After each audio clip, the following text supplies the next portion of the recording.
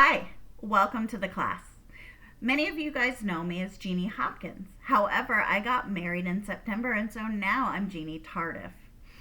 I wanted to go over a few different things with you guys, mainly some pertinent things in the syllabus.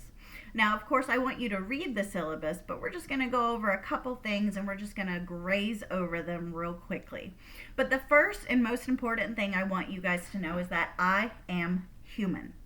Okay? Online classes are not just discussion boards and quizzes. While those are part of an online class, there's also a human aspect to it. There's a human grading your work and reading it and giving feedback. There's a human answering the emails. There's a human writing announcements. And I want you guys to be human to me too. I really want to get to know you guys. So if you ever have questions, if you're confused on something, if you need just a little more clarity, I want to encourage you to reach out to me by email, by text, by call. I am available typically Monday through Friday from 9 a.m. to 8 p.m. And I'm happy to meet on Zoom as well. You can get up with me any of those ways and make an appointment, and we can meet online just like this with a video chat. So again, I encourage you to reach out to me. You are doing anything but bothering me. As a matter of fact, I always tell people I don't teach early childhood education. I teach students. You guys are the most important part of my career, and I care about you. All right, couple syllabus things. We got 5 things. All right, first one, I abstain from work on weekends. So please reach out to me. Feel free to send me an email on a weekend by all means. However, if you have a question about Sunday's work, it's really important to email me by Thursday to ensure I have 24 hours to reply back to you and you get it before the assignments due. Okay?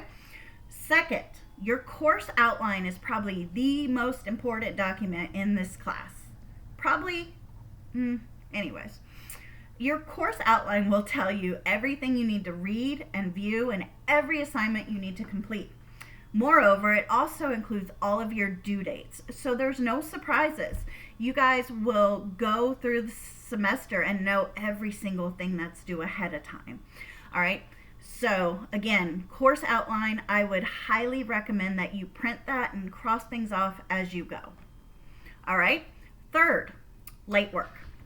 All right, last semester I polled all of my classes on what they thought was fair for late work and asked about general comments.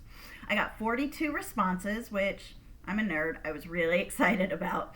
But in those, what I did was combine all of them to come up with a late policy. And you definitely should read it in the syllabus, but the general idea is there's 3 variables that for late work. One is if you ask for an extension ahead of time.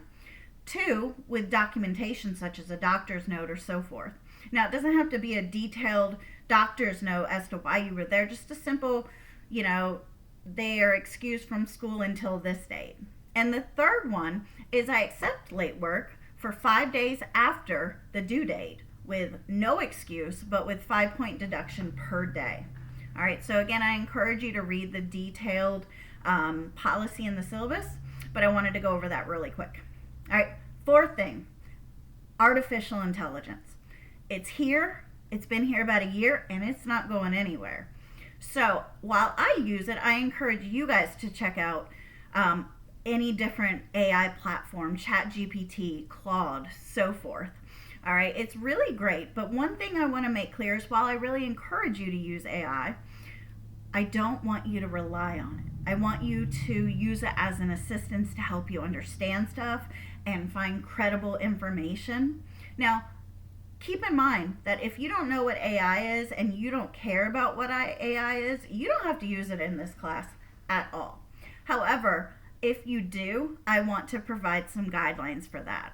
So for instance, if you tell ChatGPT, please describe Piaget's cognitive theory of development, and that helps you describe it. If you include any of that in a paper or an assignment, you're also going to want to ask the AI bot, for instance, please cite this article in APA format.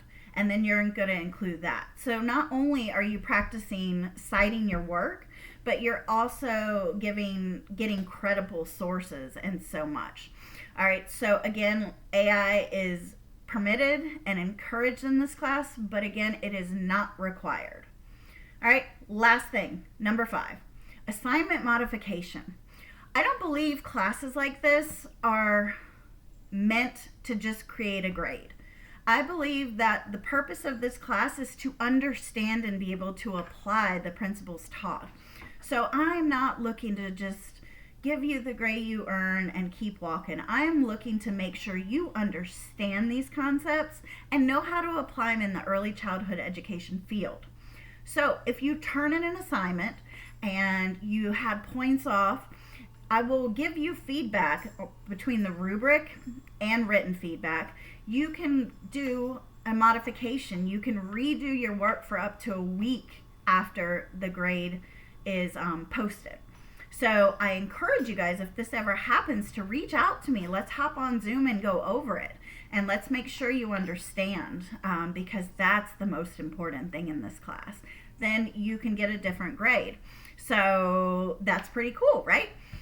All right, so that's all I have to share with you. I was aiming for 5 minutes. Sorry, I've got about 6 minutes. But if you have any questions or just want to reach out, I would love to talk to you. And I look forward to getting to know you on the introductions discussion board. Cheers to a good semester.